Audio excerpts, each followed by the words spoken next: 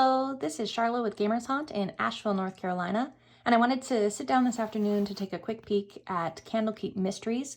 This is an auxiliary book to Dungeons & Dragons. It came out this past week. I believe March 18th was its launch date. It's got this swag cover, or this traditional Dungeons & Dragons one. Both of them have the same content on the inside, and shockingly, this book is all about Candlekeep. So Candlekeep is a city that has a lot of nostalgia for me because this is actually how I was introduced to the Forgotten Realms when I played Baldur's Gate 1. It's a library fortress that is incredibly well protected with different magics and, mysteries and stuff like that. In order for an adventurer to gain access to the library, they actually have to bring in a tome or a book that the library does not yet have. So it's fascinating to me because it becomes harder and harder to gain admittance into this library. Also probably a good thing because that means the more and more knowledge that is found here is incredibly dangerous. I don't know, it's just a really neat kind of feel to this whole world. Now, Candlekeep Mysteries is not the same sort of book you would get if you got like Storm King's Thunder or Descent into Avernus, but rather is a lot of like mini games. Each of these games start when your players open a book that they find within the Candlekeep walls, making it incredibly flexible for you to pop it into any existing game that you have. So maybe your adventurers have been trudging along in the Underdark for too long and they need just a reprise from it.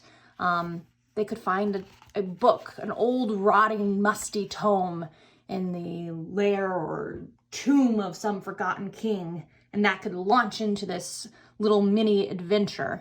And you've got like, right here, it shows you just a couple of the different ones they can do. Like for instance, a book of inner alchemy is a search for the missing page of a book that puts adventurers in conflict with the monks of the immortal lotus. So that's awesome. You could basically create a temple for them, stuff like that. So it makes it so you could use this in existing Dungeons & Dragons modules or in your homebrew. And I love when stuff is flexible like that. It has sort of that feel of the Keep on the Borderlands, that's it. Where it makes it so it's just, the book fleshes out a world for you and you get to create a sandbox. It gives you a lot of new monsters. It gives you a lot of new treasure. There's maps. There's incredible NPCs that are just unforgettable throughout it. And then the artwork in this book is just beautiful as well. This one doesn't have a lot of color, but it's my favorite, so I bookmarked it. I just love, it's just like this portal that's like begging you to go down into it and explore. So I like that kind of feel that leaves a story unwritten. In the back here is a really fantastic map that you can take out, hang it up on your wall, or use for your adventure as well.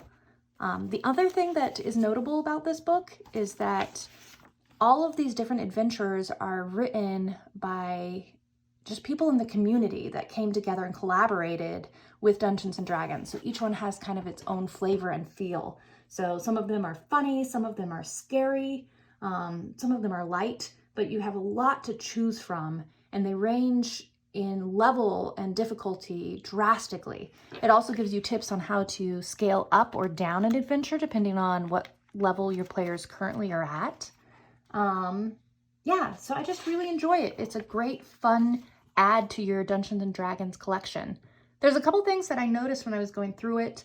One is Dungeons & Dragons has slowly been moving away from alignment. And I have a lot of different feelings about that, and we'll do a video at some point that talks about alignment. So sometimes your characters don't have an alignment, and you can choose whether to put that in or not. Probably the only thing that I didn't particularly love about this book is that it doesn't have an appendix. So if you want to find this new treasure or new monster that has been developed and created for this world, you have to actually flip through each adventure to find those different things. So hopefully Wizards will take that into account and add that when they give us a fresh new take on this Candlekeep Mysteries. But check it out over at Gamers Haunt. I think, again, you're really going to enjoy it. It's got a lot of different things that just help you get creative and have fun telling stories with your friends. All right. Thanks so much. Again, this is Charlotte with Gamers Haunt in Asheville, North Carolina.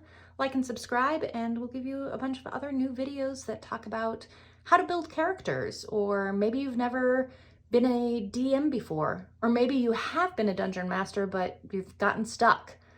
So we talk to a lot of different people about that stuff. Like and subscribe, and we'll give you more content.